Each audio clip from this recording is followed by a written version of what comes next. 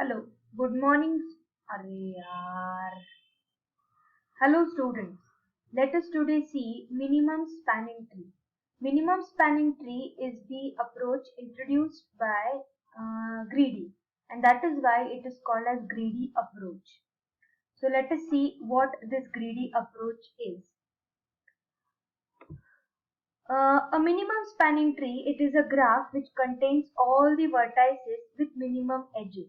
So what we are going to study is minimum spanning tree Prim's technique. So in the graph which is shown in this figure, there are 4 vertices and there are 5 number of edges. So we have to form a minimum spanning tree where all the vertices are included in the tree and these vertices are connected with minimum number of edges. So one way to do is this particular thing. So A, B, C and D are connected in this way. So this is a minimum spanning tree. Similarly, this is the other way. Only care that we need to take is the tree should not have a cycle. For example, if I connect A to C, then that would become a cycle. Similarly, if I connect A to C here, then it would be a cycle A, C, B. And that is why while connecting the number of vertices with edges, we need to take care that cycle is not getting completed. Now, a minimum spanning tree could be formed for the above graph anyhow because the edge had no weights. For the graph with weighted edges, the minimum weight are to be included while forming the minimum spanning tree. There are two techniques, Prim's and Kruskal. So we are here to study Prim's technique. So this is the graph and we have to form a minimum spanning tree of this graph. So in this graph, in minimum spanning tree using Prim's technique, what we have to do is, we have to select a particular vertex. Vertex can be any vertex. So in this particular graph, we have selected A as our starting vertex.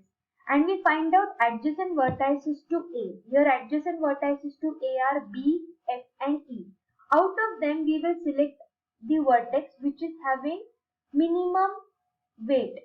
So we will here the minimum weight is with A to B, so it's 3. So here B, F and E are adjacent vertices where A to B distance is minimum as compared to A to F and A to E, and that is why we select B as the next vertex to form our minimum spanning tree. So we connect A to B. Next, now we find out the edge which is connected to B or A. So we will find out adjacent vertices to B or A now, but again with minimum edge. So here adjacent vertices to B are C and F, whereas adjacent vertices to A are F and E. Now just compare all the edges. It is BC is having 5, BF 8, AF 7, AE is 4. Now out of these 4 edges, 4 is the minimum and that is why we include E in our minimum spanning tree. While including the edge, one care we will take is that after including that edge, a cycle should not be formed. Next, we find out adjacent vertices to A, B or E, again with minimum edge. So the minimum edge is again adjacent vertex to E is D, F, adjacent vertex to B is C, F, adjacent vertex to A is F. Out of all these edges, ED is the minimum edge and that is why we include that edge in our spanning tree. So now our spanning tree is as shown as highlighted in the figure. Next, we include the vertex which is again adjacent to A or B or E or D. Now here again we find out all the adjacent vertices and the edges connected to those vertices and include only the one with minimum weight. And here BC is having the minimum weight and that is why we include it in our minimum spanning tree. But before that we check if cycle is getting completed. It is not, so we include it. Next, now we find out again adjacent vertex to A, B, E, D or C. Here F is still yet to be included in the tree. So all other vertices are included, but F is not yet included. So we will find out which edge is having minimum weight. Here 5 is having minimum weight. So we include this particular edge in our tree.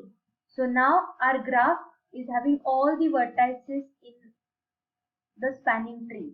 Now let us see which is the next edge that we can include. So next edge that we can include is CF. But if I include CF, then this would be a cycle. So this would give me a cycle. Again, if I include 8, this would form a cycle. Again, if I include this 8, this would form a cycle. If I include if I include 5, this would form a cycle.